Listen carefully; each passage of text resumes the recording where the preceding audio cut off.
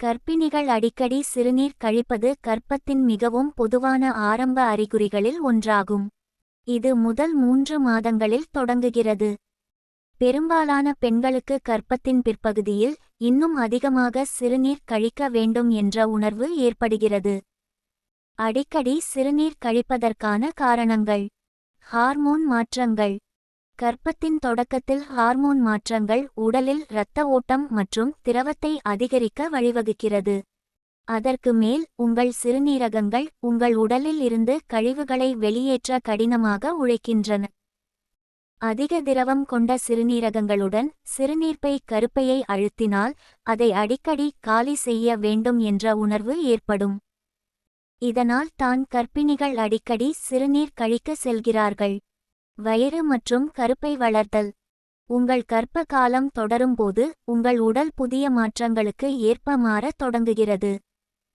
அதே நேரத்தில் உங்கள் வளர்ந்து வரும் கருப்பை வயிற்று குழிக்குள் உயர்ந்து உங்கள் சிறுநீர்ப்பையின் அழுத்தத்தை குறைக்கிறது.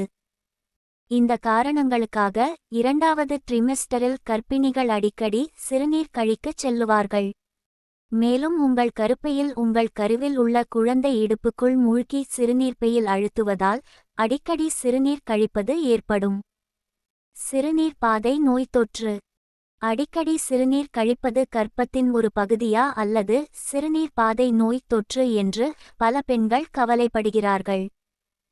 சிறுநீர் பாதை நோய் தொற்று என்றால் சிறுநீர் கழிக்கும் போது வலி, எரிச்சல் உணர்வு, காய்ச்சல், சிறுநீர் அடர்த்தியாக இருப்பதை காணலாம் அல்லது கழிப்பறையில் இரத்தத்தை பார்க்கலாம். சிறுநீர் கழிப்பதற்கான வலுவான தூண்டுதலையும் நீங்கள் உணரலாம், ஆனால் சில துளிகள் மட்டுமே வெளியே வரும்.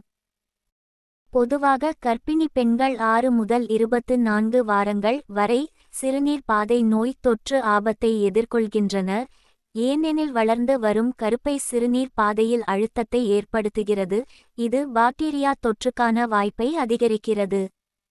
உங்களுக்கு சிறுநீர் பாதை நோய் தொற்று இருப்பதாக நீங்கள் சந்தேகித்தால் மருத்துவரை அணுகலாம், ஏனெனில் இந்த நோய் தொற்றுக்கு உடனடி சிகிச்சை தேவைப்படும்.